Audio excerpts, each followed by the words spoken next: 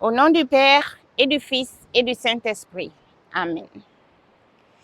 Alaka kuma, alléluia, laïdo dango kuma, alléluia, kisili soro kuma, alléluia, jodo kuma, alléluia, e jama kuma file, alléluia, digne jojon kuma, alléluia. Digne laban kuma, alléluia, Jésus Christa, balo sera la kika. Alléluia, alléluia. Évangile selon Jean, chapitre 10. Parabole du berger et de son troupeau. En vérité, je vous le dis, celui qui n'entre pas par la porte dans l'enclos des brebis, mais qui escalade par un autre côté, celui-là est un voleur et un brigand. Mais celui qui entre par la porte est le berger des brebis. Celui qui garde la porte lui ouvre, et les brebis écoutent sa voix, les brebis qui lui appartiennent. Il les appelle chacune par son nom, et il les emmène dehors. Lorsqu'il les a toutes faites sortir, il marche à leur tête et elles le suivent parce qu'elles connaissent sa voix. Jamais elles ne suivront un étranger. Bien plus, elles le fuiront parce qu'elles ne connaissent pas la voix des étrangers.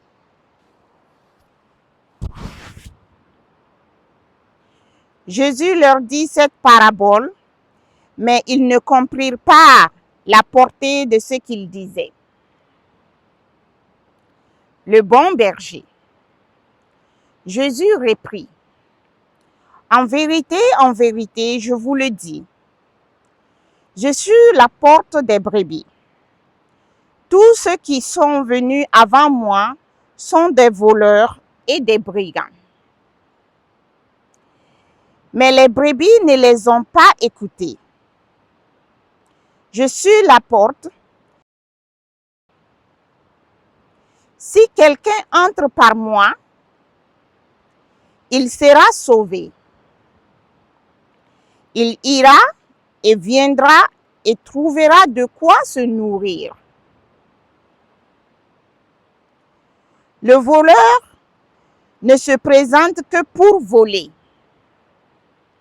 pour tuer et pour perdre. Moi, je suis venu pour que les hommes aient la vie et qu'ils l'aient en abondance. Je suis le bon berger. Le bon berger se dessaisit de sa vie pour ses brebis.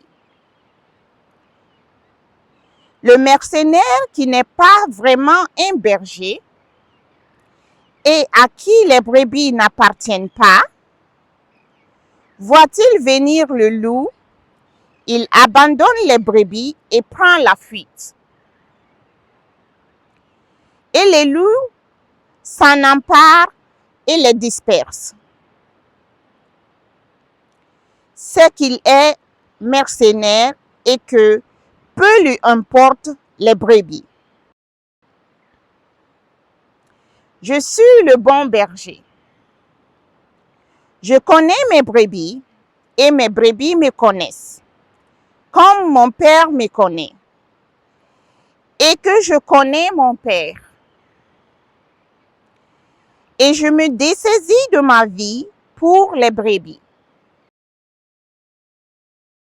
J'ai d'autres brebis qui ne sont pas de cet enclos, et celles-là aussi, il faut que je les mène. Elles écouteront ma voix, et il y aura un seul troupeau et un seul berger.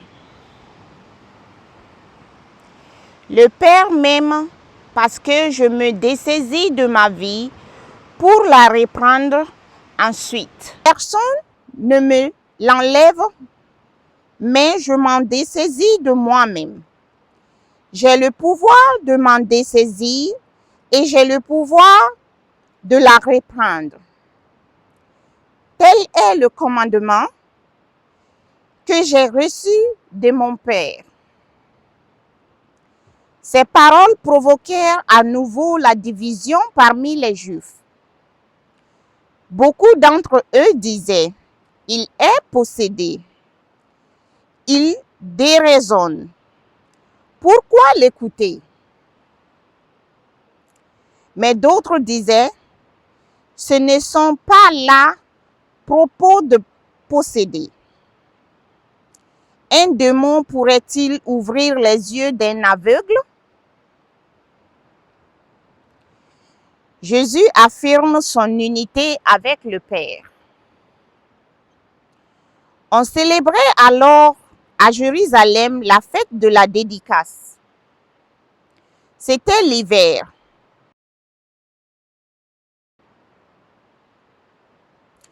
Au temple, Jésus allait et venait sous le portique de Salomon.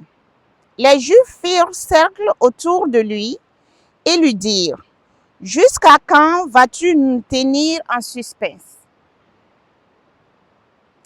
Si tu es le Christ, dis-le-nous ouvertement. » Jésus leur répondit: « Je vous l'ai dit et vous ne croyez pas. Les œuvres que je fais au nom de mon Père me rendent témoignage.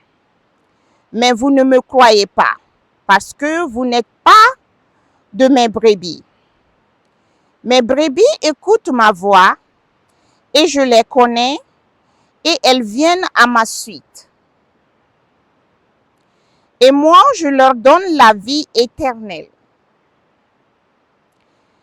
Elles ne périront jamais, et personne ne pourra les arracher de ma main. Mon Père qui me les a donnés est plus grand que tout. Et nul n'a le pouvoir d'arracher quelque chose de la main du Père. Moi et le Père, nous sommes un. » Les Juifs, à nouveau, ramassèrent des pierres pour le lapider. Mais Jésus reprit: « Je vous ai fait voir tant d'œuvres belles qui venaient du Père. Pour laquelle de ces œuvres voulez-vous me lapider? »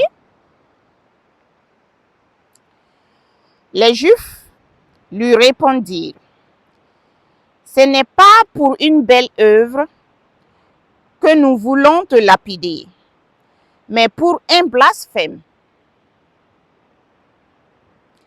Parce que toi, qui es un homme, tu te fais Dieu. »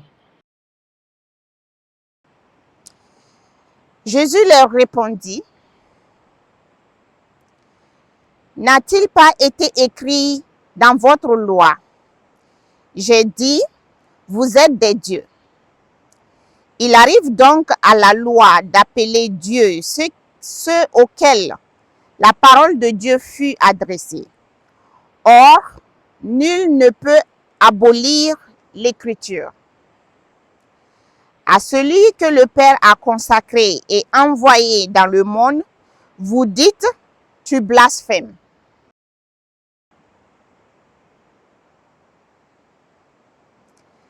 Parce que j'ai affirmé que je suis le Fils de Dieu. Si je ne fais pas les œuvres de mon Père, ne me croyez pas. Mais si je les fais, quand bien même vous ne me croiriez pas, croyez en ces œuvres, afin que vous connaissiez et que vous sachiez bien que le Père est en moi, comme je suis dans le Père. » Alors, une fois de plus, ils cherchèrent à l'arrêter, mais il échappa de leurs mains.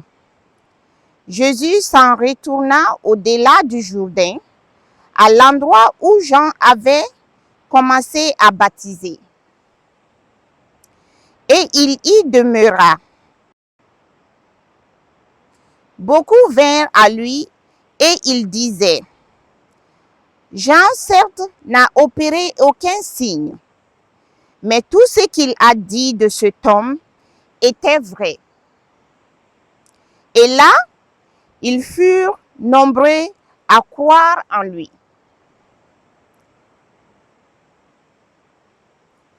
Fin du chapitre 10. Kristani bonyakaka, Yesu Kristani bonyakaka.